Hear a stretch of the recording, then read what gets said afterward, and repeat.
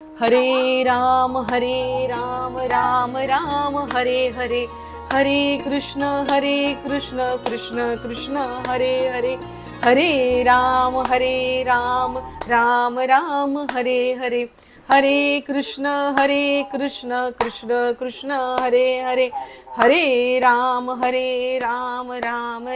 हरे हरे, हरे कृष्ण कृष्ण कृष्ण हरे हरे, हरे राम राम हरे हरे, हरे कृष्ण कृष्ण कृष्ण हरे हरे। बोला पुंडलिक वरदे हरी विठ्ठल, श्री ज्ञानदेव तुकाराम पंढरीनाथ भगवान की जय। माऊली ज्ञानेश्वर महाराज की, जगद्गुरु तुकाराम महाराज की, सब संतन की जय। गोपाल कृष्ण भगवान की जय। वक्रतुंड महाकाय सूर्यकोटि समप्रभ, निर्विघ्नं कुरु मे देव सर्वकार्येषु सर्वदा।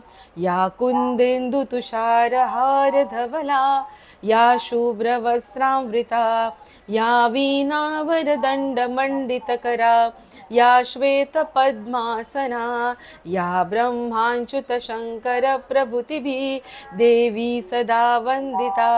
सा मां पातु सरस्वती भगवती निःशेषजाड्यापहा। मूकं करोति वाचालं पङ्गुं लङ्घयते गिरिं, यत्कृपातमहं वन्दे परमानन्दमाधवं। माधुर्यरसकल्लोळां शिवशैक्तेकरूपिणीम्, अमृतानुभवार्थाय वन्दे ज्ञानेशनन्दिनी। नमोऽस्तु ते व्यासविशालबुद्धे, फुल्लारविन्दायतपत्रनेत्र, येन त्वया भारततैलपूर्णः प्रज्वालितो ज्ञानमया प्रदीपः। ॐ पार्थाय प्रतिबोधितां भगवतां नारायणेन स्वयं, व्यासेन ग्रथितां पुराणमुनिनां मध्ये महाभारतम्। अद्वैतामृतवर्षिणीं भगवतीम् अष्टादशाध्यायिनीम्, अम्ब त्वाम् अनुसन्दधामि भगवद्गीते भवद्वेषिणीम्। नमितो योगी थोर विरागी तत्वज्ञानी संत, तो सत्कविवर परात्पर गुरुज्ञानदेव भगवंत।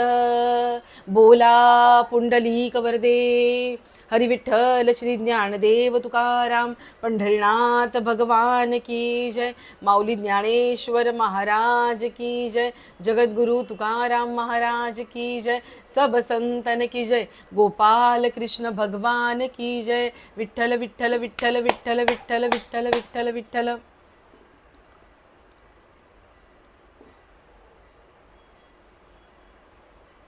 चला, रामकृष्ण हरी। सगळ्यांना आता हे जे आपण सुरुवातीची प्रार्थना वगैरे बोलतो ना, ती प्रार्थना ना अत्यंत इमानदारीने झाली पाहिजे, मनापासून झाली पाहिजे। याचे कारण असं आहे की एक सायन्स असं सांगतं, प्रयोग असा करण्यात आला की पाणी वॉटर H2O, या H2Oचे जे मॉलिक्यूल असतात ना, H2 2 हायड्रोजन आणि मध्ये ऑक्सिजन, हे मॉलिक्यूल ना असे पाण्यामध्ये होते। ऑब्व्हियसली ते पाण्यामध्ये आहेतच। त्यांचा जो पॅटर्न होता ना, तो एकदम विस्कळीत होता। आणि ज्या वेळेस ओम नामाचं ओमकाराचा जेव्हा ध्वनी सुरू करण्यात आला ना, त्याच्यानंतर पाण्याच्या मॉलिक्यूल जे होते ना, त्यांचा पॅटर्न एकदम एकसारखा झाला। ते एकाच दिशेला झाले। अशा पद्धतीने जणू काही एखादं मॅग्नेटिक फील्ड, जर आपण लोखंडाचे तुकडे असे खाली विखुरले आणि ते असे पूर्ण विस्कटलेले आहेत, कसे पण उलटे पुलटे कसे पण आहेत ते, म्हणजे कुणाचंही टोक कुठेही कसंही आहे, पण त्याच्याजवळ जेव्हा आपण मॅग्नेट नेतो ना, त्यावेळेस सगळे एकाच दिशेने जातात। South pole north pole, south pole north pole, म्हणजे जो मेन मॅग्नेट आहे त्याच्या नॉर्थ जवळ खालच्या सगळे आयन्स आहेत ते मॅग्नेट सारखे वागायला लागतात। त्यांचा नॉर्थ पोल वरच्या साऊथ पोलला कनेक्ट व्हायला लागतो। एका पॅटर्नने त्यांची विभागणी व्हायला लागते, मांडणी व्हायला लागते। भाविको, एक गोष्ट नीट समजून घ्या, ज्या वेळेस आपण हा कुठलाही उद्घोष करत असतो, प्रार्थना बोलत असतो ना, त्यावेळेस आपल्या शरीरामध्ये जी काही उलतापुलत झालेली असते, विचारांमुळे झालेली असते, जे काही सगळं डिस्टर्ब झालेलं असतं ना, इन सिम्पल वर्ड जे काही आतमधलं डिस्टर्ब झालेलं असतं ना, त्या सगळ्या गोष्टी चॅनलाइज व्हायला लागतात, सिंक्रोनाइज व्हायला लागतात. आणि त्या सिंक्रोनाइज झाल्यानंतर ज्यावेळेस आपण म्हणतो ना योग वगैरे, म्हणजे ताठ बसायचं, पाठीचा कणा ताठ असला पाहिजे, मग आपल्या मस्तिष्कामध्ये, आपल्या डोक्यामध्ये इथे इथे जी काही स्पंदनं, त्याला जे काही तुम्ही म्हणत असाल ते खालपासून वरपर्यंत 7 चक्रांमधून जी चेतना प्रवाहित होत असते ना, तिचा अनुभव घेणं. म्हणजे आता मी म्हणत नाही की आपण सगळ्यांनी अगदी ध्यानालाच बसायचंय, असं मला म्हणायचं नाहीये, पण सर्व गोष्टी श्रवण करण्यासाठी आपल्या शरीराची काहीतरी स्थिती असली पाहिजे. जोपर्यंत माणसाचा अन्न वस्त्र निवारा नीट होत नाही तोपर्यंत तसं त्याचं अध्यात्माकडे लक्ष लागत नाही. अगदी त्याप्रमाणे शरीराची बैठक जोपर्यंत नीट होत नाही, नाहीतर 5-6 पुरणपोळ्या खाऊन पोटामध्ये असं मस्त गच्च पोट झालेलं आहे, त्याच्यावरती 2 ग्लास पाणी पिऊन जर आपण बसलो तर श्रवण शक्य नाहीये. त्यामुळे थोडंसं पोट हलकं, शरीर कसं हलकं, बसताना कसं ताट बसून, त्याच्यानंतर ज्यावेळेस आपण ही प्रार्थना बोलतो, शरीरातले सगळे व्हायब्रेशन, जे ताण तणाव, डोक्यामधले जे सगळे न्यूरॉन्स असे विस्कटलेले असतात ना, I am not saying literally ते न्यूरॉन्स सगळे एकसारखे पॅटर्नने येतात, कारण तसं काही संशोधन झालेलं नाहीये, पण आपल्या डोक्याला ती शांतता लाभते. अँड आपल्या डोक्याची शांतता म्हणजे आपले विचार, आपले सगळे विचार, आपलं जे काही डोक्यामधलं चालू आहे ना, ते सगळं एकदम शांत शांत व्हायला लागतं. आणि त्याच्यानंतर आपण ते श्रवण करण्यासाठी योग्य होतो. जसं काही ज्ञानेश्वर महाराजांची ती ओवी अशी आहे, त्याचा अर्थ असा आहे त्या ओवीचा की जोपर्यंत असं माठ ठेवलेले आहेत, सगळे माठ, त्या माठांमध्ये असं पाणी भरलेलं आहे आणि रात्री असा चंद्र, रात्रीचा पौर्णिमेचा चंद्र वरती आहे, पण त्या माठाच्या पाण्यामध्ये त्या चंद्राचं प्रतिबिंब कधी व्यवस्थित दिसू शकेल, ज्या वेळेस त्या माठातलं पाणी शांत होईल. बरोबर ना शोभनाताई? जोपर्यंत माठातलं पाणी शांत होत नाही तोपर्यंत ते पाणी हलते, तसं ते चंद्राचं प्रतिबिंब सुद्धा हलताना दिसतं. अगदी त्याप्रमाणे जोपर्यंत चित्तातल्या लहरी, हे जे आपल्या वृत्तींच्या लहरी ज्या मनातल्या चालू आहेत, त्या वृत्तींच्या लहरींवरती संसारातले अनेको विचार, अनेको टेन्शनच असेल म्हणता येणार नाही, आनंद लहरी सुद्धा असतील, सुखाच्या लहरी सुद्धा असतील, दुःखाच्या लहरी असतील, चिंतेच्या लहरी असतील, काळजीच्या लहरी असतील. काळजी मोठी नसेल, कदाचित दुसऱ्या दिवशीच्या भाजीची असेल, जी काही काळजी असेल, जोपर्यंत त्या लहरी शांत होत नाहीत आणि हा घट जोपर्यंत असा शांत होत नाही तोपर्यंत परमात्म्याचं प्रतिबिंब आपल्यामध्ये जे आहे ते आपण स्थिर करून त्याला बघू शकत नाही. आपण गीतेचा 3रा अध्याय कर्मयोग 3ऱ्या अध्यायाकडून आपण 4थ्या अध्यायाकडे येतो आहोत आणि त्या 4थ्या अध्यायाबरोबरच आज आपण हरिपाठाचा एक अभंग बघणार आहोत. जास्त नाही, आज आपण अभंगाने सुरुवात करूया. फॉर अ चेंज, थोडासा बदल म्हणून आज आपण अभंगाने सुरुवात करूया. आजचा अभंग आहे, साधू बोध झाला तो नुरोनिया ठेला. तुम्हा सगळ्यांकडे हरिपाठ असेल असं मी आशा करते. आहे की नाही सगळ्यांकडे हरिपाठ? आहे ना? घेऊन बसलाय सगळेजण? येस, घेऊन बसलाय सर्वजण? ठीक आहे, तुम्ही घेऊन बसलाय की नाही मला माहिती नाही, पण घेऊन बसाल अशी अपेक्षा आहे. साधू बोध झाला तो नुरोनिया ठेला, ठाईच मुरला अनुभव, कापुराची वाती उजळली ज्योती आणि ठाईच समाप्ती झाली जैशी. मोक्ष रेखे आला भाग्ये विनटला आणि साधूंचा अंकिला हरिभक्त. ज्ञानदेवा गोडी संगती सज्जनी, सांगती आहे नाही संगती आहे. काही जर चुकून काही मिस्टेक झाला असेल तर बघून घ्या. ज्ञानदेवा गोडी संगती सज्जनी, सज्जन सांगत नाहीयेत, त्यांच्या संगतीत आहे. संगती सज्जनी हरी दिसे जनी वनी आत्मतत्वी. साधू बोध झाला तो नुरोनिया ठेला आणि ठाईच मुरला अनुभव. ऐका बरं का, साधू बोध याचा अर्थ काय आहे इथे? जे आपल्याला सगळे संत सांगत आहेत ना, अहम ब्रह्मास्मी, ते जे तत्व आहे, देव भगवंत कुठे आहे? माझ्यामध्येच आहे. ज्या वेळेस ही देह बुद्धी सुटून मनुष्य आपल्यातलं तत्व, आत्मतत्व, ब्रह्म जे प्रवाहित आहे ते ओळखायला लागेल ना, त्या तत्वाबद्दल इथे ज्ञानेश्वर माऊली म्हणतायत. तो जो साधुबोध झाला ना, तो नुरोनिया ठेला आणि ठाईच मुरला अनुभव. याच्यावरती एक सुंदर कथाभाग येतो. एकदा काय झालं, आपल्याला सगळ्यांना विनोबा भावे माहीत आहेत. विनोबा भावे माहीत आहेत. आपण सुरुवातीलाच पहिल्याच प्रवचनामध्ये त्यांच्याबद्दल डिस्कस केलं. त्यांनी गीता प्रवचनं बोलली. त्यांनी जे गीतेवरती प्रवचनं केली ती गीता प्रवचनं म्हणून प्रसिद्ध आहेत. तर ते विनोबा भावे सुरुवातीच्या काळामध्ये, नंतरच्या काळामध्ये त्यांना गांधीजींचे, आपले राष्ट्रपिता गांधीजी यांच्या आध्यात्मिक धरोहर जे त्याचे वारसदार असं मानलं जातं किंवा त्यांना आध्यात्मिक ऋषी असं सुद्धा म्हटलं जातं. पण सुरुवातीच्या काळात जेव्हा ते तरुण होते ना, त्यावेळेस विनोबा भावे, ऐका बरं का, आपण कशाबद्दल बोलतोय, साधू बोध झाला तो नुरोनिया ठेला आणि ठाईच मुरला अनुभव, याच्याबद्दल बोलतो आहोत. ते विनोबा भावे सुरुवातीच्या काळात जेव्हा तरुण होते, 22-23 वर्षाचं वय होतं, त्यांनी सत्याचा शोध घेण्यासाठी, प्रत्येक संताने, प्रत्येक महापुरुषाने ही गोष्ट केलेली आहे. सत्याचा शोध घेण्यासाठी आधी त्यांनी भ्रमण केलेलं आहे. तर विनोबा भावे सुद्धा भ्रमणासाठी निघाले आणि हिमालयामध्ये जाण्यापूर्वी आधी ते वाराणसीला थांबले. काशी येथे थांबले ते.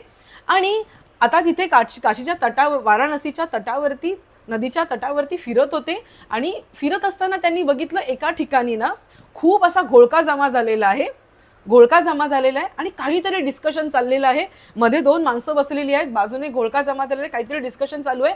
आणि नंतर इन्व्हॉल्व्ह झाल्यानंतर, त्या बाजूच्या गर्दीमध्ये इन्व्हॉल्व्ह झाल्यानंतर विनोबाजींना कळालं की ही दोघं बसून शास्त्रार्थ करत आहेत. काय शास्त्रार्थ करत आहेत? द्वैत आणि अद्वैत.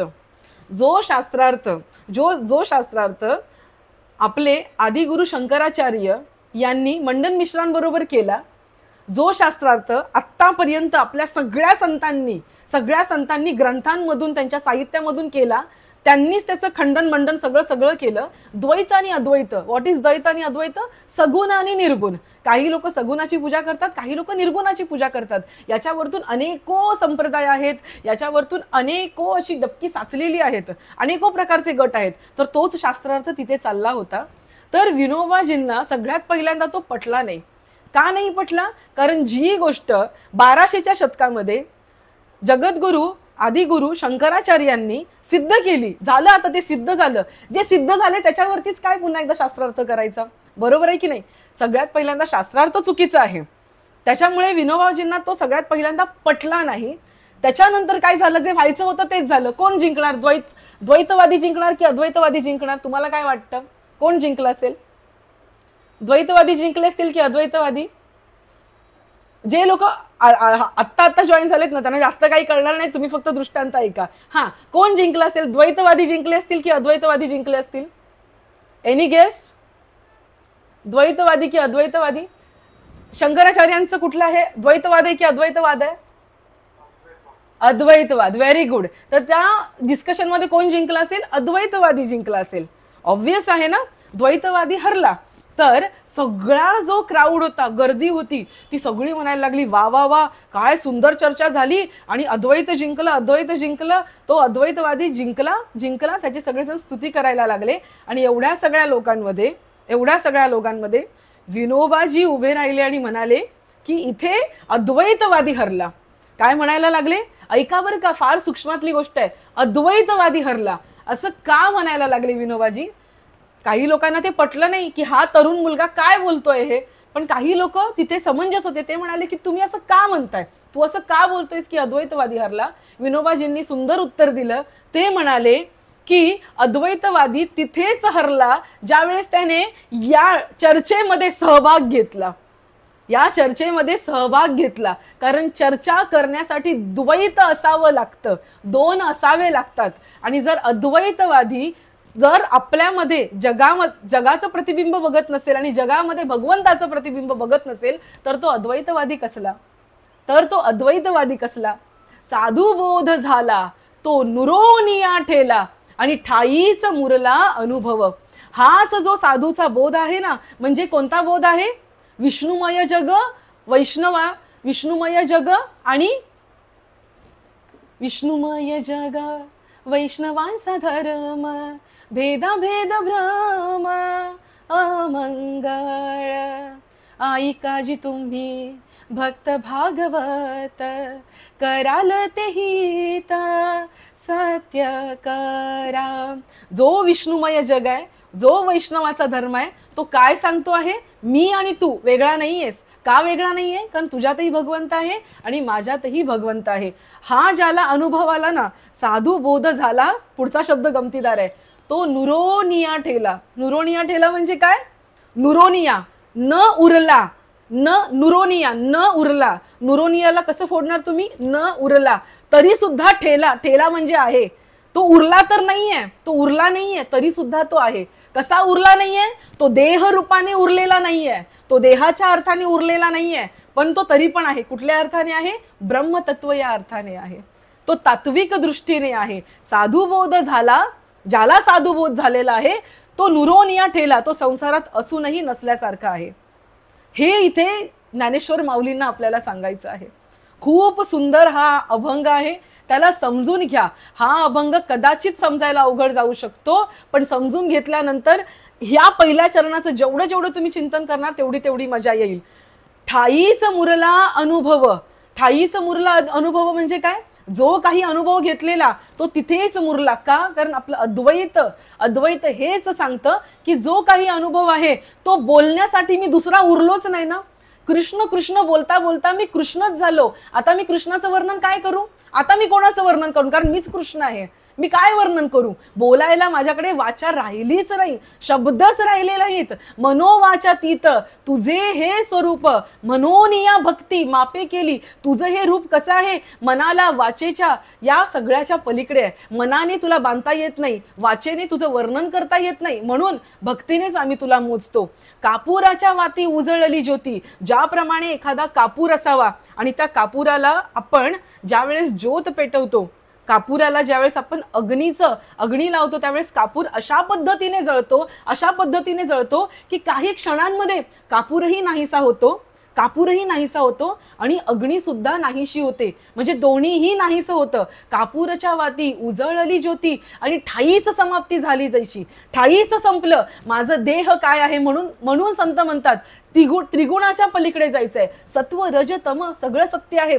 सात्विक असणं, आपल्याला वाटतं सात्विक असणं म्हणजे आपण श्रेष्ठ असणं, असं नाहीये. संत त्याच्याही पलीकडे जातात. का? कारण तू भक्त आणि देव, मी भक्त आणि तू देव, ऐसे करी. तुकाराम महाराज म्हणतात तू देव राहा आणि मी भक्त, असं आपण करूया. पण हा खेळ थोड्या वेळानंतर संपून आपण कोणच नाही, आपण सगळे ब्रह्मरूप आहोत. या स्वरूपाला आपण प्राप्त होऊया असं तुकाराम महाराज सुद्धा विनंती करतात. ठाईच समाप्ती झाली जैसी. श्रोते हो, ऐकायला थोडंसं अवघड जात असेल, थोडंसं वाटत असेल की आपण काय हे ऐकतोय, पण अध्यात्माचं हेच खरं गमक आहे. एकदा ओशोला एक जणांनी विचारलं की तुम्ही देवाला मानता का?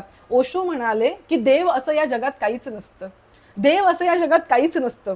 आणि जर आपण विचार करत गेलो ना तर आपल्या संतांची लिंक सुद्धा तिथेच लागते. संतांची एखाद्याला वाटेल की ताई तुम्ही तुलना करताय का? तुलना करणारी मी कोण आणि तुलना करून घेणारे ते एवढे महान. माझ्यासारख्या एका घरात छोट्याशा बसणाऱ्या एखाद्या व्यक्तीने अशी तुलना करावी, ही काही एवढी मोठी गोष्ट नाही. पण आपल्या अंडरस्टँडिंगसाठी, आपल्या अभ्यासासाठी एक गोष्ट समजून घ्या, सगळे संत सुद्धा तिथपर्यंतच जातात. देव म्हणजे काय? देव म्हणजे काय? दगडाचा देव असेल तर त्याला सुद्धा भीती आहे. कसली भीती आहे? त्याच्यावरती प्रहार होईल त्याची भीती आहे. लाकडाचा देव, त्याला अग्नीचं भेव. तुकडोजी महाराज म्हणतात की ह्या सगळ्या गोष्टींना देव तुमचा तुम्ही बनवला. काहींचा धातूंचा बनलाय, काहींचा लाकडाचा बनलाय, काही मातीचा बनलेला आहे. मातीच्या देवाला पाण्याची भीती आहे, सोन्याच्या देवाला चोराची भीती आहे. प्रत्येक देव आपण आपल्या आपल्या मनामध्ये बनवलेला आहे. आपण तो देव बनवलेला आहे ना.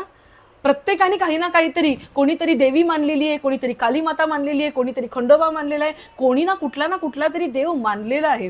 तर ओशो सुद्धा म्हणतात की हे देव आपण निर्माण केलेले आहेत. पण सरते शेवटी काय आहे? सरते शेवटी ज्ञान म्हणजे काय असतं? हे सगळं विलीन, मीही नाही आणि तूही नाही, सगळे काय आहोत? ब्रह्मस्वरूप आहोत. एकच आहे खरं, ते म्हणजे चेतना. ती म्हणजे चेतना. आणि संपूर्ण गीता या चेतनेबद्दलच बोलते. संपूर्ण गीता त्याच भक्तीचा मार्ग दाखवते. संपूर्ण गीता त्याच कर्माचा मार्ग दाखवते, जे कर्म आपल्याला त्या चेतनेपर्यंत जोडतं. आणि असा जो असतो ना, असा जो कोण आहे तो? आपल्याला वाटतं संत संत त्यांचा अनुभव काय आहे, हा संतांच्या अनुभवाचा अभंग आहे. साधू बोध झाला, ज्याला साधूचा बोध झाला तो असून नसल्यासारखा आहे. तो देहाच्या माध्यमाने नाहीच आहे, तो तत्वाच्या माध्यमाने इथे आहे, ब्रह्म म्हणून इथे राहिलेला आहे. ठाईच मुरला अनुभव, त्याचा अनुभव तिथेच उत्पन्न होऊन तिथेच मुरलेला आहे. बोलण्यासाठी सुद्धा तो राहिलेला नाहीये. कसा नाही राहिलेला आहे त्याचं उदाहरण देतात, दृष्टांत देतात. कापुराच्या वाती उजळलेली ज्योती, ज्याप्रमाणे कापुराला अग्नी लावावा आणि तत्क्षणी काही क्षणांनंतर कापूर आणि अग्नी दोन्हीही एकत्र विलीन होऊन जावेत, अगदी त्याप्रमाणे ठाईच समाप्ती झाली जैशी हा देह आणि हे ब्रह्म, हे सगळं काही परमात्मा वगैरे सगळं समाप्त होऊन सगळं एकरूप झालं. आणि असा जो व्यक्ती आहे, मोक्ष रेखे आला भाग्ये विनटला. याचा अर्थ काय? मोक्ष रेखे आला असं लोक म्हणतात ना, हाताच्या या रेखा आहेत त्या भाग्याच्या रेखा आहेत असं आपण म्हणतो ना, हाताच्या या रेखा. त्या व्यक्तीच्या हातामध्ये मोक्ष आला, त्या व्यक्तीच्या हातामध्ये मोक्ष आला, मोक्ष रेखे आला, भाग्ये विनटला. त्या व्यक्तीचं भाग्य उजळून आलं, त्याच्या हातामध्ये मोक्ष आला, त्याच्या हाताच्या रेषांमध्ये म्हणजे त्याच्या भाग्यामध्ये मोक्ष आला. असं इथे ज्ञानेश्वर माऊली म्हणतात, साधूचा अंकिला हरिभक्त. आणि हे कोणाला शक्य आहे? जो साधूचा अंकिला आहे, जो साधूचा दास आहे, त्या हरिभक्ताला हे शक्य आहे. आणि ते कसं शक्य आहे? ज्ञानेश्वर महाराज म्हणतात, म्हणून मला ज्ञानदेवा गोडी संगती सज्जनी आणि हरी दिसे जणीवणी आत्मतत्वी. ज्ञानदेवाने काय केलं? म्हणजे मी काय केलं? ज्ञानेश्वर माऊली म्हणतात, मी काय केलं? संतांची संगती पकडली आणि त्या संगतीतच मला गोडवा जाणवायला लागला. मला इकडे तिकडे गोडवा जाणवत नाही. ज्ञानदेवा गोडी संगती सज्जनी, त्याने काय होतं? हरी दिसे जणीवणी आत्मतत्वी. इतका सुंदर हा अभंग आहे. आपल्याला असं वाटेल की हरिपाठाचे अभंग तेच सांगणार आहेत असं वाटू शकतं, पण जसं मी तुम्हाला बोललेली, रंग तोच असतो, काळा आणि पांढरा दोन्ही मिक्स करून ग्रे राखाडी कलरच होतो, पण त्याच्या एवढ्या छटा असतात, प्रत्येक रंगाच्या एवढ्या छटा असतात ना.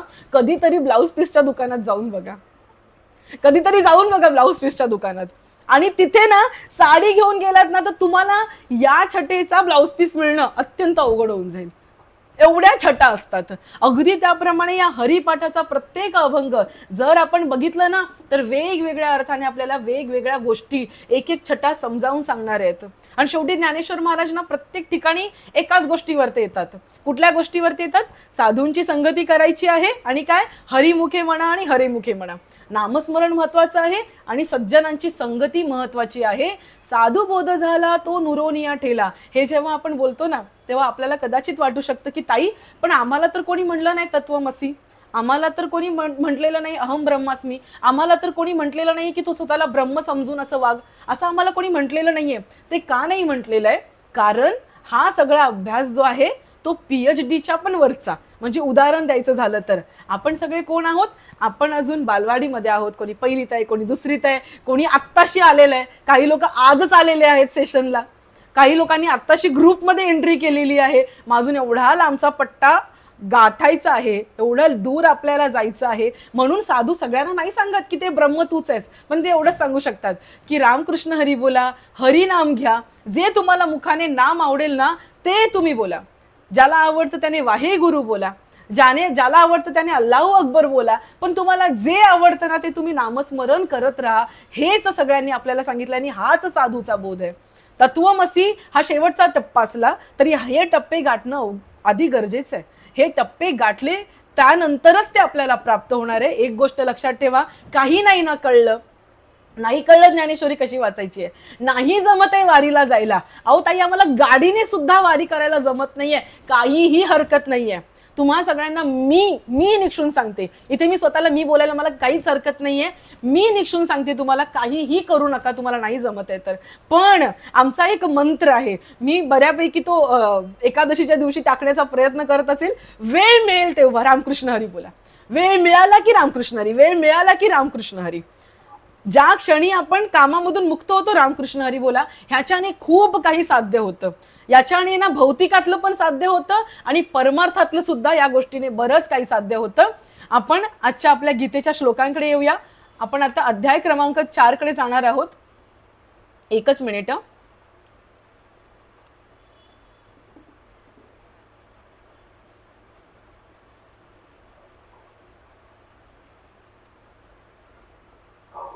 सगळ्यांकडे आहेत गीता? गीता आहे सगळ्यांकडे? आज हे होत का नाही, मी ना हे झूमचं शेअर करते आणि याच्यावरती पीपीटी घेते. लेट मी चेक होते का नाही होते. पीपीटीचं हे शेअर होत नाहीये. पीपीटीची स्क्रीन शेअर होत नाहीये. ओके, एकच मिनिट. हां झाली, फाईन, ग्रेट. भगवंत आपल्याला असं अडू देणार नाहीये. चांगलं काम करणाऱ्याची भगवंत परीक्षा बघतो, किती वेळ आपण डटे राहतो. आणि आपल्या भगवंताला कळलं ना की हा ऐकत नाही, हा हट्टी आहे, की तो ऐकतो आपलं. मग एवढं लक्षात ठेवा. आपण पहिला अध्याय झाला अर्जुन विषाद योग, दुसरा अध्याय झाला सांख्य योग, तिसरा अध्याय झाला कर्मयोग, चौथा अध्याय ज्ञान कर्म संन्यास योग. बघा बरं का, जखडून राहा अध्यायाच्या नावाला. ज्ञान कर्म संन्यास योग, ज्ञान कर्म संन्यास योग. So let start. या अध्यायामध्ये एक छोटीशी समरी आपण बघूया. श्रोते हो, जास्त टेन्शन न घेता फक्त या सेशनमध्ये माझ्या बरोबर चला. आपण सगळ्यांनी एकत्र चालूया. गीता आपण अभ्यास करतोय, असा अभ्यास हा मोठा शब्द न वापरता आपण त्याच्यामध्ये काय आहे हे जाणून घेतो आहोत. आणि का म्हणतात लोक की गीता सगळ्याचा पाया आहे हे आपण बघतो आहोत. अध्याय क्रमांक 4 मध्ये श्लोकांचा एकूण विषय काय काय आहे. श्लोक आहेत 42. किती श्लोक आहेत? 42. 1 ते 18. 1 ते 18 मध्ये सगुण भगवंताचं वर्णन केलंय आणि निष्काम कर्मयोगाचा विषय सांगितलाय. श्लोक क्रमांक 19 ते 23 पर्यंत काय सांगितले? योगी पुरुषाचं आचरण कसं असतं आणि योगी पुरुषाचा महिमा सांगितलेला आहे. प्रत्येक अध्यायात जर बघायला गेलं ना तर भगवंताने कधी स्थितप्रज्ञ म्हणून, तर कधी योगी म्हणून, तर कधी साधू म्हणून भगवंताने प्रत्येक ठिकाणी संताचंच वर्णन केलंय, हे लक्षात ठेवा. ठीक आहे. श्लोक क्रमांक 24 ते 32 पर्यंत वेगवेगळ्या यज्ञांच्या फळांचं वर्णन केलंय. यज्ञांची फळं म्हणजे सफरचंद, चिक्कू, केळी बिळी नाही बरं का, यज्ञाचं फळ.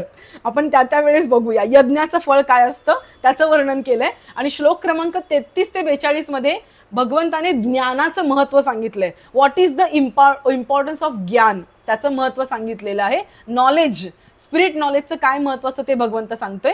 आता श्लोक क्रमांक 1 पासून आपण सुरुवात करणार आहोत. श्री भगवान उवाच. या अध्यायामध्ये भगवंतानेच बोलायला सुरुवात केलेली आहे. श्री भगवान उवाच. आता याच्यामध्ये जे अनुस्वार आहेत ना सगळे, त्याचा उच्चार म होतोय. टेन्शन घेऊ नका. ओके. इमम इमम विवस्वते योगम, इमम विवस्वते योगम प्रोक्तवान हम अव्ययम. जे लोक नवीन जॉईन झालेत त्यांना मी सांगते, मी श्लोक बोलून दाखवणार. आधी संधी विग्रह करत बोलून दाखवणार.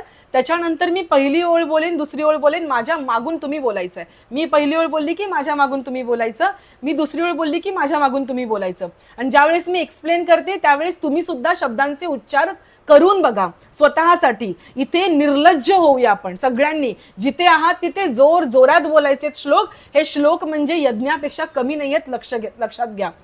श्री भगवान उवाच. इमं विवस्वते योगं प्रोक्तवानहम व्ययम विवस्वान. एक मिनिट, आधी मी एक्सप्लेन करते आणि मग बोला. विवस्वान. आता दुसरा जो शब्द आहे ना विवस्वान, जो न ला म जोडलाय तर न बोलून थांबा.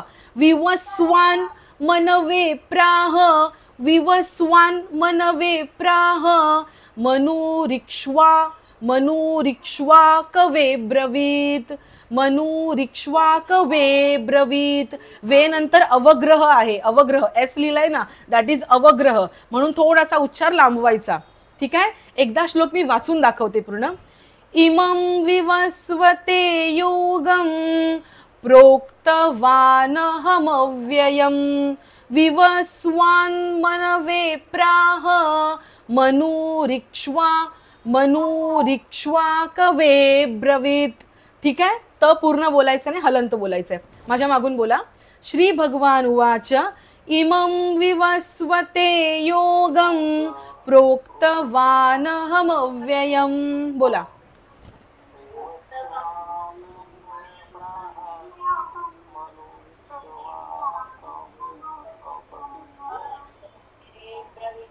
दुसरं चरण माझ्या मागून बोला. विवस्वान मनवे प्राह मनुरिक्ष्वा कवे ब्रवीत.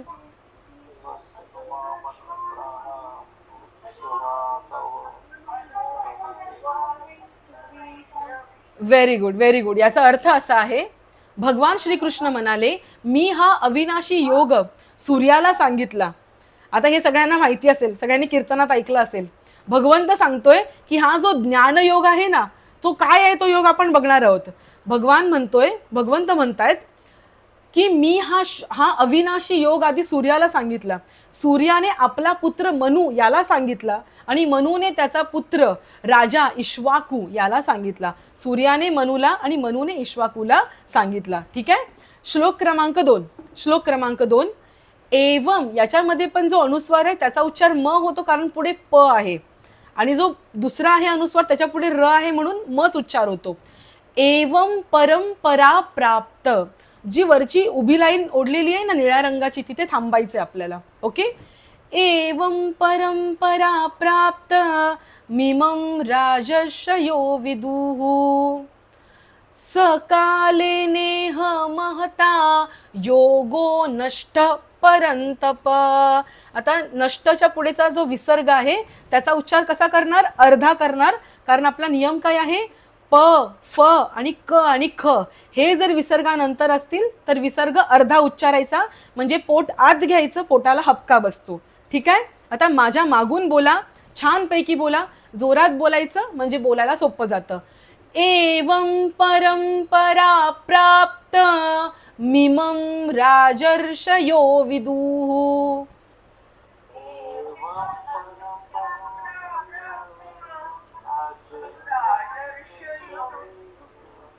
सकाले नेह महता योगो नष्ट परंतप.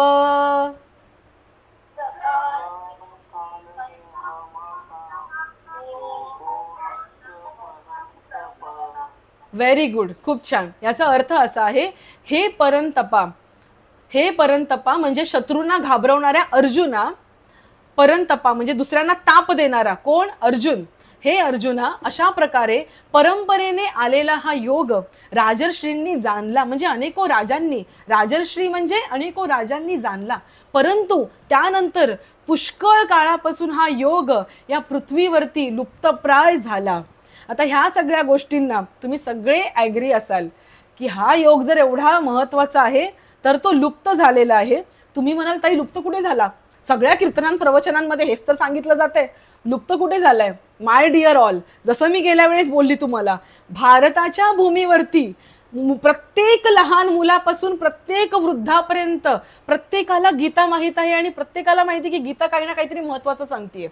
परंतु जर बाहेरच्या देशांमध्ये, आपला देश आहे तरी केवढाचा, एवढासा आपला देश, पण जर बाहेरच्या देशांमध्ये किंवा आपल्याच देशामध्ये जर आपण काही जाणते सोडलो ना, माझे हजबंड, माझे यजमान मला ना एक गोष्ट नेहमी बोलतात आणि ती गोष्ट वास्तवदर्शी असते बरं का. ऐका लक्ष्मण दादा, तुम्हाला ही गोष्ट जाणवली असेल. जेव्हा जेव्हा मी म्हणते ना की अहो विजय सगळीकडे ना छान चाललंय, सगळीकडे व्यवस्थित चाललंय, तुम्हाला माहितीये का अध्यात्माची किती गरज आहे, किती गरज आहे, किती गरज आहे, ते मला म्हणतात जास्त काही नाही, आपल्या फ्लोअरच्या शेवटच्या टोकाच्या घरात जा, शेवटच्या घरात जा आणि त्यांना विचार, तुम्हाला हरिपाठ हवा आहे?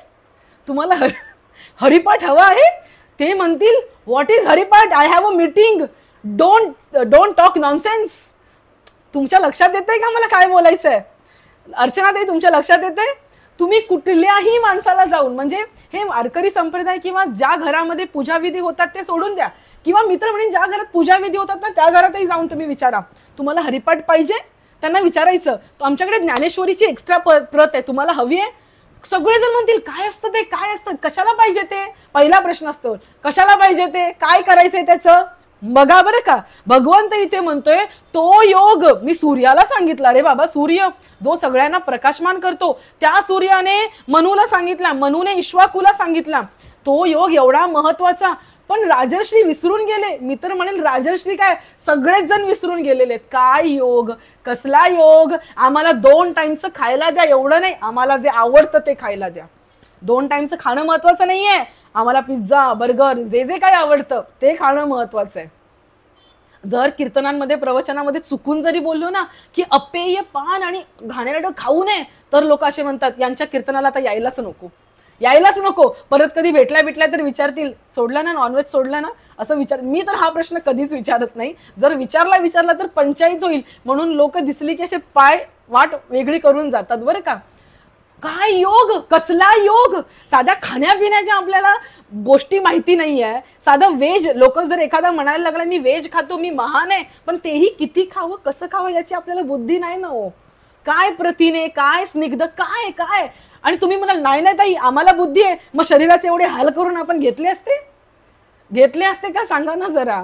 नाही हो नाही, तेवढी बुद्धी आपल्याला नाहीच आहे. किंवा असं म्हणायला लागेल बुद्धी आहे पण त्याची जाणीव नाही, किंवा ती काळाच्या ओघात कधी कोणी करून दिलीच नाही, आणि दिली तरी आमच्या कानावर ते शब्द पडले, आमच्या अंतःकरणापर्यंत गेलेच नाही, असं म्हणायला हरकत नाही. त्या भगवंत मोठ्या योगाबद्दल बोलतोय, पण आपण छोट्या छोट्या गोष्टींबद्दल तरी बोलूया ना. साध्या गोष्टींची आपल्याला जाणीव नाहीये आणि याच गोष्टी आपल्याला परमतत्वापर्यंत जोडणार आहेत. काही मोठी गोष्ट नाहीये. पहिल्या मजल्यावरून 30व्या मजल्यावरती यायचंय. एखाद्याला वाटेल काय रॉकेट सायन्स आहे, काही नाही. सिमेंट, विटा, माती सगळं मिक्स करून पायऱ्या बनवल्या जातात 30व्या मजल्यावरती येण्याला. चला अजून सोपं करून बोलते.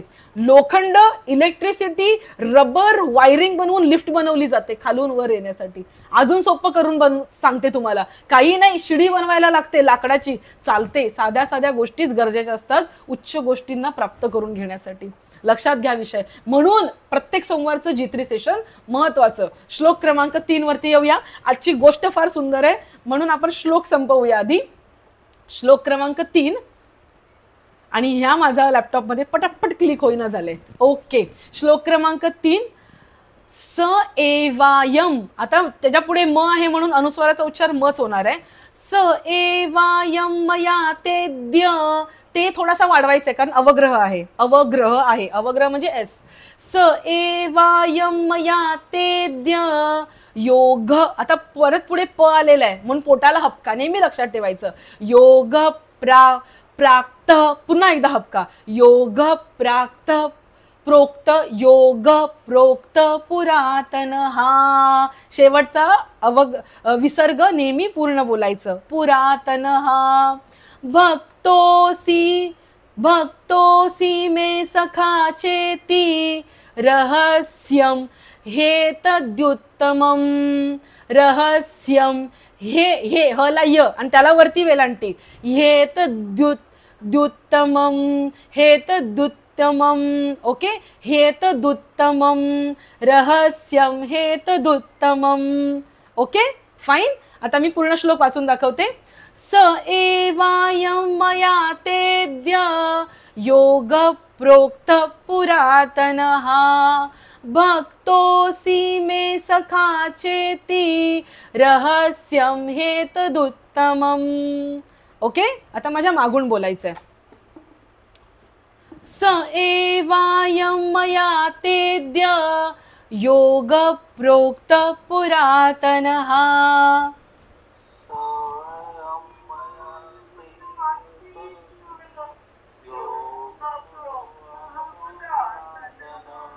भक्तोसी मे सखा चेती रहस्यम हे तदुत्तमम.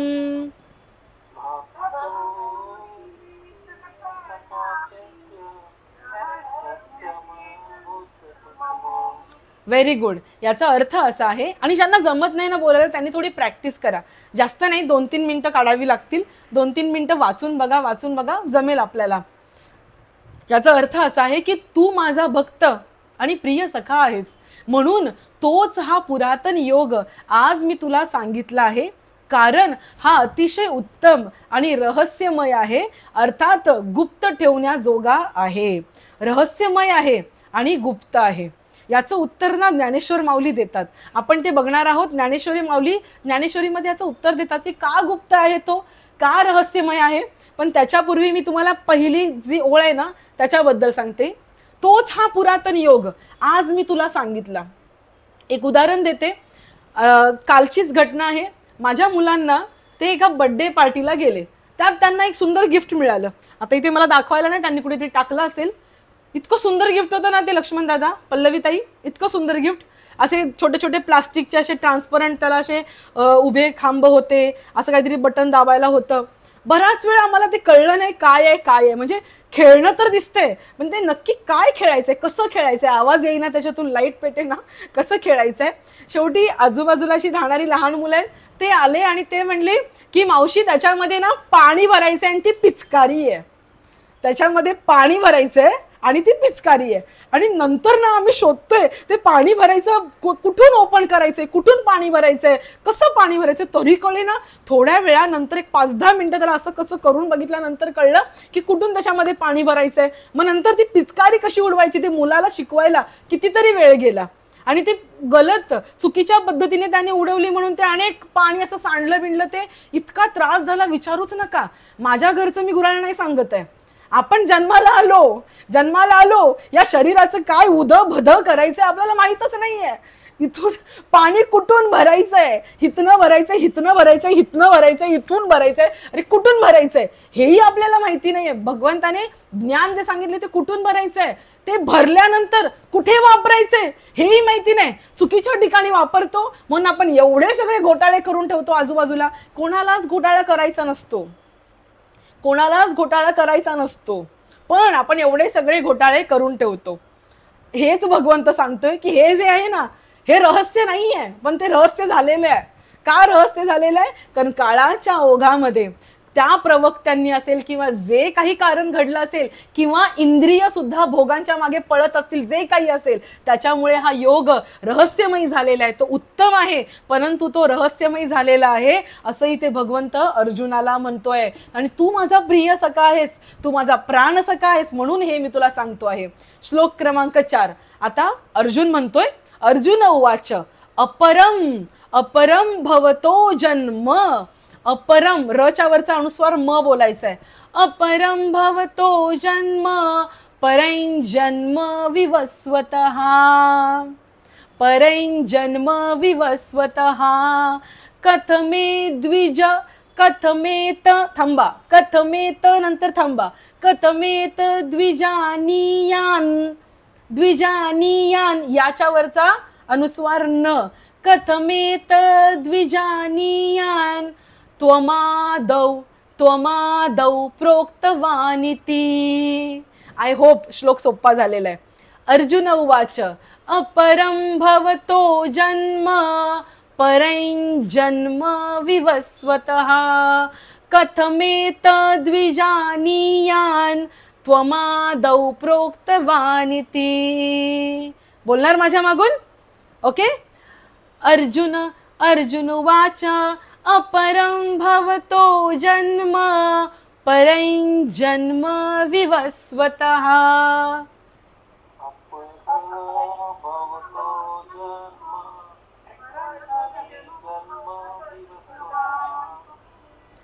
परैं जन्म विवस्वतः.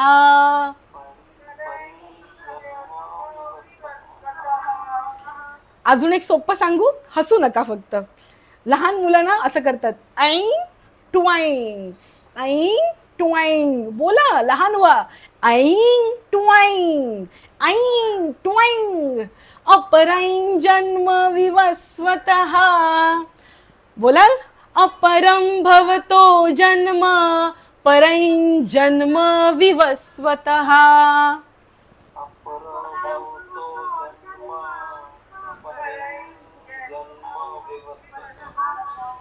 कथमेत द्विजानीयान त्वमादौ प्रोक्तवानिति.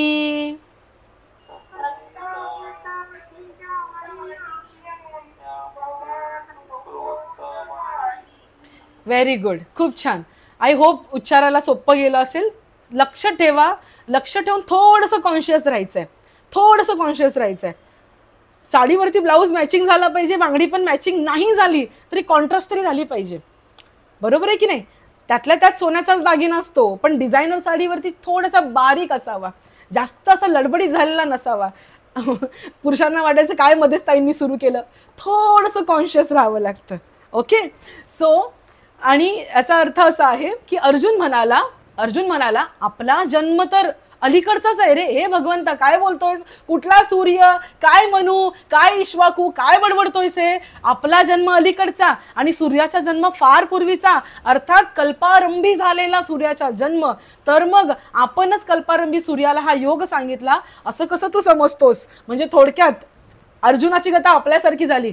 भगवंता काय पण काय बडबडतोयस, आपण आत्ता जन्माला आलो आणि सूर्य कधीपासून मी बघतोय, माझ्या जन्माच्या आधीपासून कल्पांताच्या आरंभी सूर्य, आणि त्याला तू सांगितलास काय हा योग, मला वेळा समजलास की काय, असं इथे अर्जुन भगवंताला म्हणतो.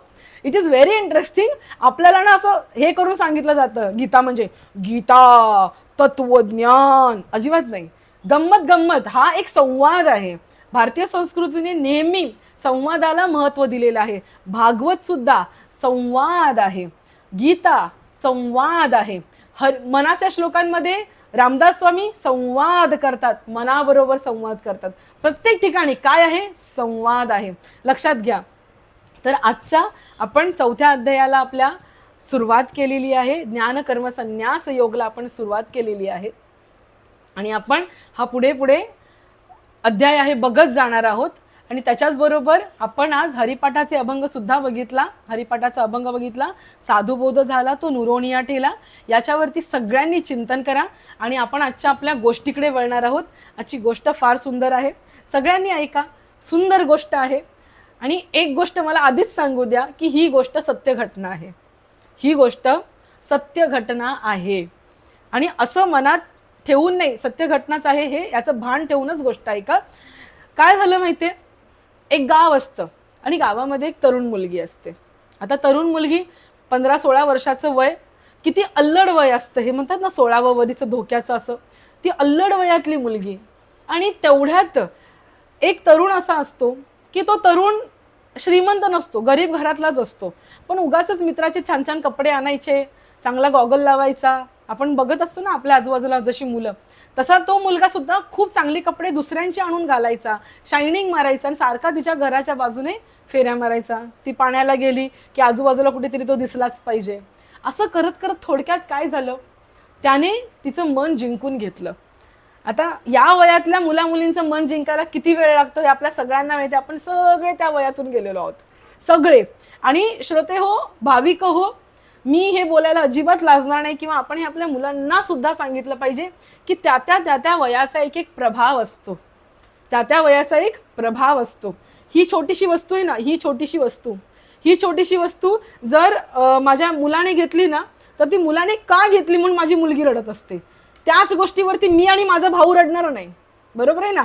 तो कशावरती रडणार, घरावरती रडणार, माझ्या जमिनीचा हिस्सा तुझ्या जमिनीचा हिस्सा. म्हणजे असं करत नाही आपण.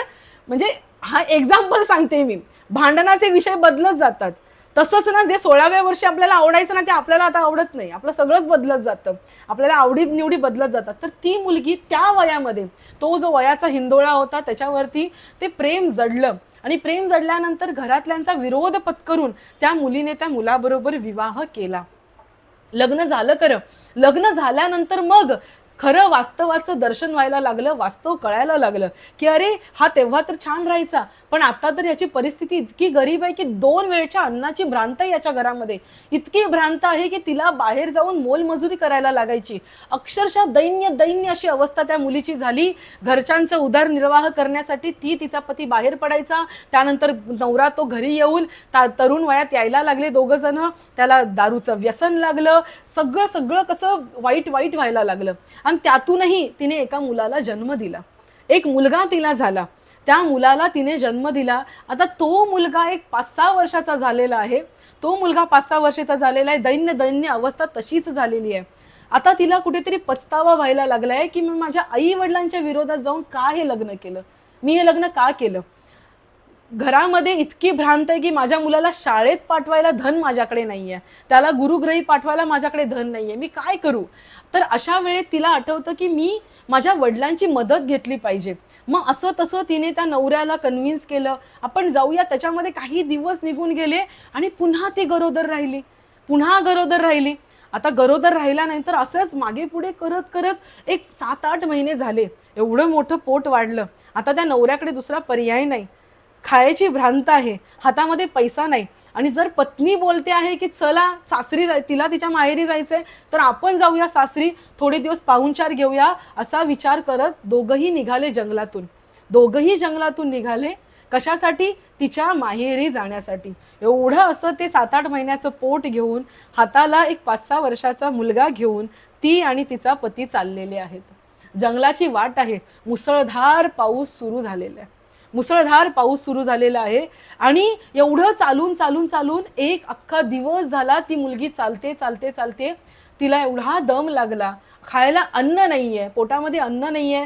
तो पोटामधला तो गर्भ वाढतो आहे, तो हलतो आहे, तो सुकल्यासारखा झालेला आहे. तिला काहीच कळत नाहीये आणि वरतून पाऊस पडतोय. तिचा नवरा म्हणतो तिला इथे थोडा वेळ थांब, तू इथे थोडा वेळ थांब, या झाडाखाली आपण थोडंसं काहीतरी निवाऱ्यासारखं करू आणि इथे मी अग्नी पेटवतो आणि इथे आपण रात्रभर राहू आणि मग दुसऱ्या दिवशी आपण पुढे निघून जाऊ. थोडी रात्र व्हायला आलेली आहे. थोडी रात्र व्हायला आलेली आहे. थांबतात तिथे.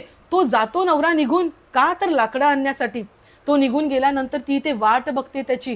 बराच वेळ झाला नवरा आलेला नाहीये. इथे तिच्या पोटात वरतून चिंता, ज्या गरोदरपणाच्या ज्या यातना असतात त्या वेगळ्या प्रकाराने तिला जाणवायला लागल्या आणि तिला जाणवायला लागलं की आता माझी इथे डिलिव्हरी होणार आहे. आता मी इथे गर्भ प्रसवणार आहे. आता इथे मुलाला मी जन्म देणार आहे. तिला ते जाणवायला लागलं. ती जोराने पतीला हाका मारायला लागली. पती काही येतच नव्हता. अरे आत्ताच इथे जाताना दिसला पण कुठे गेला तिला काहीच कळेना. आणि इकडे तिला यातना होऊन होऊन शेवटी तो गर्भ बाहेर आला. तिने तिची प्रस्तुती तिथेच झाली. तो गर्भ बाहेर आल्यानंतर कसं बस तिने ती नाळ तोडली आणि आता ते लहानसं मूल आणि हाताला दुसरं मूल घेऊन, पाऊस येतोय जातोय त्याला घेऊन ती पुढे पुढे चालत आली. पुढे चालत आल्यानंतर तिला कळालं की पांढरं पांढरं काहीतरी दिसतंय, नवऱ्याच्या कपड्यासारखं काहीतरी दिसतंय. तिने नीट बघितलं तर तिचाच पती तिथे पडलेला होता. ती जवळ गेली, तिने त्याला हलवलं तर तो काही ओ देत नव्हता. नीट बघितल्यानंतर तिला कळलं की त्याला साप चावून गेलाय आणि त्याचा तिथेच मृत्यू झालेला आहे. साप चावून गेला, त्याचा तिथेच मृत्यू झाला. आता करायचं काय? हातामध्ये लहान मूल आहे, दुसऱ्या हाताला दुसरा मुलगा आहे. करायचं काय? कुठे जायचं? समोर नदी वाहताना दिसते, पलीकडे तर माहेर आहे. कोणाची तरी मदत घेतली पाहिजे, काहीतरी केलं पाहिजे. तशीच पळत पळत दुसऱ्या मुलाला पळवत पळवत एक मूल हातात घेऊन ती नदीच्या काठापर्यंत पोचली. आता करू काय? नदी तर ओलांडावी लागणार. कसं तरी जाऊन आज वडिलांच्या घरापर्यंत पोहोचील, तिथून मदत आणेल. गेली नदीच्या काठापर्यंत. लहान मुलाला बोलली तिच्या मुलाला की बाळा तू इथे थांबतोस का? मी पटकन जाते. रडते एकीकडे, बोलते एकीकडे. तो मुलगा बोलतो आई बाबांना काय झालं, त्यांना घेऊन येऊया आपण. इमॅजिन करा तिची सिच्युएशन काय झाली असेल, तिची परिस्थिती काय झाली असेल. ती त्याला म्हणते काही नाही बाळा, आपण नदीच्या पलीकडे जायचं, आपण आजोबांकडे जायचं आणि आजोबांना आपण घेऊन यायचं. तो मुलगा म्हणतो ठीक आहे आपण जाऊया. मग ती म्हणते तू इथे थांबतोस का? मी ह्या छोट्याला घेऊन जाते आणि मग तुला न्यायला येते. तो मोठा मुलगा म्हणतो नाही मला भीती वाटते, मी नाही थांबणार. विचार करा, ते पहिलं अपत्य तिचं. त्याला भीती वाटते. ती विचार करते ह्या छोट्याला मी इथेच झाडाच्या खाली ठेवून देईन आणि याला मी घेऊन नदी ओलांडू लागेल. म्हणून ती छोट्याला तिथेच ठेवते आणि आता याला घेऊन ती नदी ओलांडायला सुरुवात करते. पाणी वर येते, मुलाला उचलते, खांद्यावरती ठेवते. पाणी वर येते इथपर्यंत पाणी येतं आणि तेवढ्यात ती बघते वरतून एक ससाना फेऱ्या मारत असतो आणि त्याची नजर त्या ओल्या रक्ताकडे गेलेली असते. नुकताच जन्माला आलेलं तिचं ते बाळ, 8व्या महिन्यात झालेली ती डिलिव्हरी, ते छोटंसं बाळ, त्याच्या त्या रक्ताचा गंध, त्याला बघून तो वरतून ससाना गिरट्या मारत असतो. तिचं लक्ष जातं, तिच्या काळजामध्ये किर्र माजतं आणि तो ससाना त्याच्याकडे, त्या मुलाकडे झेप घेणार. तेवढ्यात ती जोरात ओरडते शुक शुक शुक शुक शुक शुक, चल तिकडून जा. तो ससाना थोडासा मागे सरकतो. ही झपाझपा पावलं उचलायला लागते. आता नदी मी पार करेन. त्या मुलाला तिने खांद्यावर घेतलंय. तो ससाना सारखा वर जात असतो. तिचं लक्ष मागे असतं. पुढे बघत असते, मागे बघत असते. त्या ससानाला कसं करून ती थोपवत असते, कसं करून ती त्या मुलाला तिथे ठेवते, नदीच्या त्या पलीकडे ठेवते आणि ती मागे वळते. आणि मागे वळणार, थोडीशी चालत येते, तिथून ती ओरडत असते ससानाला की तू जा इथून. रडतीये, ओरडतीये, आकांत करतीये. थोडीशी पुढे येते, नदीच्या मध्यापर्यंत येते. ससाना बघतो की ही बाई अडकलेली आहे. अंदाज घेतो आणि तो ससाना शेवटी त्या मुलावरती झडप घालतो आणि दोन्ही स्वतःच्या पंजांनी उचलून, ते छोटंसं बाळ उचलून ससाना वरती झेप घेत असतो आणि इथून मागून आई रडते, आई रडते. आपला छोटासा भाऊ आत्ताच जन्माला आला, त्याला ते पाखरू घेऊन गेलं म्हणून तो मुलगा नदीमध्ये उतरतो. आता तो मुलगा एवढ्या अंतरावरती हात जात नाहीये, प्रवाह वाढलेला आहे. ती इथून ओरडते, इथून छोट्या मुलाला ससाना घेऊन चाललाय आणि इकडे दुसरं बाळ नदीच्या प्रवाहात अडकलेलं आहे. इथून ते बाळ वाहून जातं आणि इकडून ससाना त्या मुलाला घेऊन निघून जातो वरती. दोन्ही स्वतःच्या डोळ्यांनी सकाळी आत्ता दुपारच्या वेळेत स्वतःच्या पतीचा मृत्यू झालेला आहे. आत्ता बघते एकीकडे एका मुलाला घेऊन ससाना निघून गेला आणि दुसरीकडे एक मूल नदीच्या प्रवाहामध्ये वाहून गेलं. तशीच पदर सावरते, तशीच साडी सावरत नदी पार करून पुन्हा वडिलांच्या इथे येणार तर नदीवरती जो घाट असतो, घाटावरती स्मशानभूमी असते. प्रचंड गर्दी उसळलेली असते, प्रचंड गर्दी. सगळी गर्दी तिला बघून थांबते. अरे आली आली, अशी कशी आली, हिला कोणी निरोप धाडला, हिला कोणी निरोप धाडला. तिला काहीच कळेना. एवढी लोक का थांबलेत, एवढी लोक का थांबलेत. ती जाते, अहो बघा आता काय झालं, ती सांगते, अहो काय झालं. तिची वाचा फुटेना, रडते, बोलते, लोकांना कळेना. लोक म्हणतात तुला इथे कोणी बोलावलं, तुला कसं कळलं. ती म्हणते काय कळलं, काय कळलं. लोक म्हणतात काल रात्रीच्या धोधो पावसामध्ये तुझ्या घरावरती वीज पडली आणि तुझे आई वडील आणि भाऊ तिघही त्या विजेने जळून गेले. आणि 3 चिता तिथे सजवलेल्या असतात आणि तिला म्हणतात बरं झालं तू आलीस, आता यांना अग्नी तुला द्यायचंय, आता यांना अग्नी तुला द्यायचंय. विचार करा तिच्या मनाची काय अवस्था झाली असेल. एका दिवसात त्या मुलीने एकूण 6 मृत्यू पाहिले, एकूण 6 मृत्यू पाहिले. बोलायला तिच्याकडे शब्द नाही आहेत. अग्नी लोकांनी तिचा हात पकडून त्या चितांना अग्नी लावला आणि ती जी मुलगी वेडी झाली, अंगावरची वस्त्र तिने फाडून काढली आणि ती जी मुलगी वेडी झाली. अनेको दिवस ती त्या गावामध्ये फिरत राहिली. नुसतीच ओरडायची, माझा मुलगा नेला, माझा मुलगा नेला, नवऱ्याला सापाने चावला, बाप्पा गेला, बाप गेला, अशी करत नुसती ओरडत राहायची. एक दिवस काय झालं, असंच एक प्रवचन चालू होतं आणि प्रवचनाच्या ठिकाणी ही वेडी मुलगी तिथे पळत आली. पळत आल्यानंतर सगळे म्हणायला लागले, अगं ही बघा आली, अंगावरती वस्त्र नाही पुरेशी. आली ती, पळत आली. लोक तिला म्हणायला लागली, बघा वेडी आली. लोक दगड मारायला लागली. पण तो जो प्रवचन करणारा जो वक्ता होता, तो वक्ता नुसता प्रवचनकार नव्हता. तो वक्ता एवढा महान संत होता. तो उठला आणि त्याने स्वतःच्या अंगावरचा भगवा पंचा काढला आणि तिच्या अंगाभोवती गुंडाळला आणि तिच्या डोक्यावरून हात फिरवला. आणि त्यानंतर ते तथागत तिला घेऊन आश्रमामध्ये गेले. त्याच्यानंतर ती मुलगी हळूहळू रिकवर व्हायला लागली. आणि त्यानंतर अध्यात्माचा हात गुरुने डोक्यावरती ठेवला आणि त्यानंतर ती मुलगी एवढी महान प्रवचनकार झाली, एवढी महान तत्वज्ञानी झाली की गौतम बुद्धांची महान शिष्या पट्टाचार्या नावाने ती प्रसिद्धीस आली. त्या मुलीचं नाव आहे पट्टाचार्या आणि ती गौतम बुद्धांची महान शिष्या होती. आणि तो प्रवचनकार दुसरा तिसरा कोणीही नसून तथागत म्हणजे साक्षात गौतम बुद्ध होते. गौतम बुद्ध संत ज्यावेळेस आयुष्यात येतात त्यावेळेस आपण कुठल्याही अवस्थेत असू, भाविक हो, अंतःकरणातली श्रद्धा कधी मालवून देऊ नका, कधीच मालवून देऊ नका. असं समजू नका की संत कोणत्या रूपात येतील, स्वतः तुकाराम महाराज त्या वेशात येतील असं नाहीये. गौतम बुद्धांनी त्या मुलीच्या डोक्यावरून हात फिरवला आणि तिचं अवघं आयुष्य पलटून गेलं. आपण सगळे दरिद्र्यासारखे, भिकाऱ्यासारखे या संसाराच्या बाजारामध्ये सुखाच्या आशेने फिरत असतो. पण जो खरा सुखाचा गाभा घेऊन, जे खरं सुखाची संपत्ती घेऊन संत फिरतायत ना, आपण त्यांच्याकडे डुंकून बघायला तयार नाही आहोत. पण कसंही असेल, मनुष्य फाटका असेल, तुटका असेल, कसाही असेल, समर्थ रामदास स्वामींनी ज्यावेळेस अक्का स्वामींना, वेण्णा स्वामींना जवळ घेतलं ना, त्यावेळेस त्यांनी हा विचार नाही केला की ही स्त्री आहे, हिला मी जवळ कसं घेऊ. विचार करा, त्या काळात सुद्धा समर्थांचं तरुण वय आणि वेण्णा स्वामी सुद्धा तरुण वयातल्या लवकर विधवा झालेली ती मुलगी. वेण्णा स्वामी तिला जेव्हा समर्थांनी जवळ घेतलं, लोकांनी त्यांची इतकी निंदा केली ना की त्यांच्या जवळ यायला लोक तयार नव्हती. आणि आजही लोक त्यांची निंदा, काही मूर्ख लोक त्यांची निंदा करतात. लोक समर्थ संत कधीच आपल्या देहाची ही स्त्री आहे हा पुरुष आहे असा भेद करत नाही. आणि एकदा का त्यांचा परिसस्पर्श झाला ना आपल्याला, तर आपला उद्धार होऊ शकतो. फक्त एकच गोष्ट लक्षात ठेवायची, परिसाचं सामर्थ्य आहे लोखंडाला सोनं बनवायचं, पण जर आपण खापर असू आणि जर आपण दगड असू तर आपण सोनं कधीच बनणार नाही. जर आपल्याला वाटतं संतांच्या स्पर्शाने आपण सोनं बनावं, तर आधी आपण निदान लोखंड तरी व्हावं, निदान लोखंड तरी व्हावं, तरच आपलं सोनं बनणं शक्य आहे. मला असं वाटतं की आजच्या या कथेमध्ये जास्त तात्पर्य हे मी काय सांगणार, कारण भावनाच इतकी प्रभावी आहे, भावनाच इतकी तीव्र आहे की ते जे तात्पर्य आहे ते सूर्यासारखं अंतःकरणामध्ये उजळून येतं.